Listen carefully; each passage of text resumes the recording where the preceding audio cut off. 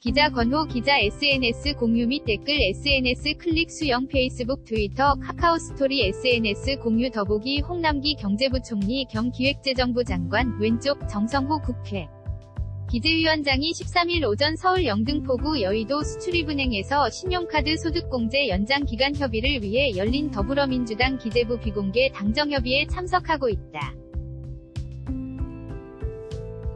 뉴스원 현행 신용카드 소득공제가 올해를 포함해 최소 4년간 유지된다. 더불어민주당과 기획재정부, 청와대는 13일 비공개 당정청 협의회를 열고 올해 말 종료되는 신용카드 소득공제 제도를 3년 연장하기로 결정했다. 국회 기획재정위원회 민주당 간사인 김정우 의원은 협의 후 국회 정론관에서 기자회견을 열고 신용카드 소득공제 제도가 올해 일몰이 도래하지만 근로자의 세부담 경감을 위한 보편적 공제제도로 운영되어온 점을 고려해 일몰을 3년 연장하기로 했다.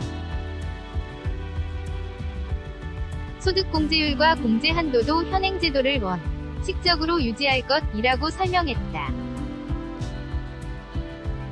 기획재정부는 이런 내용을 내년도 세제 개편 안에 반영해 국회에 제출할 계획이다.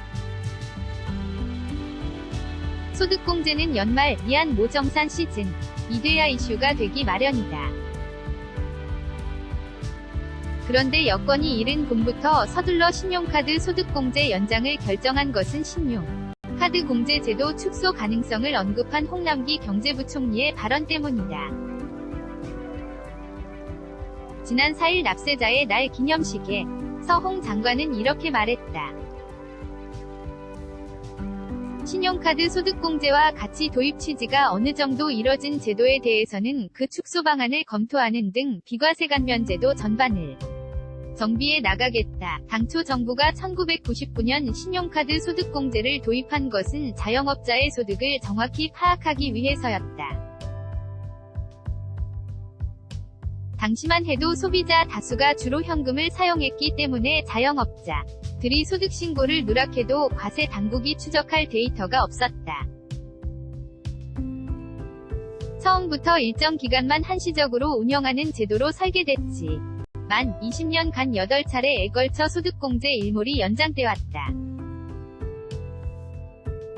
그러는 사이 신용카드 사용이 일상화됐고 2016년 기준으로 자영업자 소득 파악률은 88%까지 올랐다. 그런데 홍 장관의 4일 발언은 곧바로 증세 논란으로 이어졌다.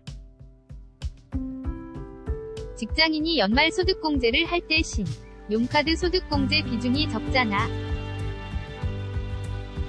지난해 연말정산을 신청한 근로소득자 0명 중 1명 46%꼴로 혜택을 받다.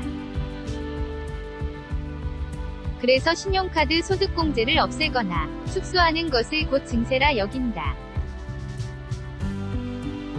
정치권에서도 논쟁이 벌어졌다.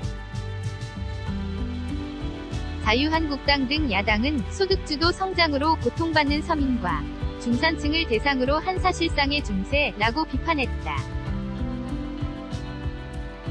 기획재정부 차관을 지낸 한국당 추경호 의원은 맞불 차원에서 신용카드 소득공제를 3년 연장하는 법안을 내기도 했다.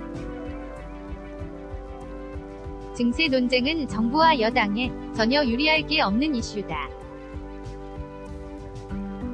박근혜 전 대통령은 증세 없는 복지를 주장하다 당시 새누리당 원내대표였던 유승민 의원이 교섭단체 대표연설에서 증세 없는 복지는 허구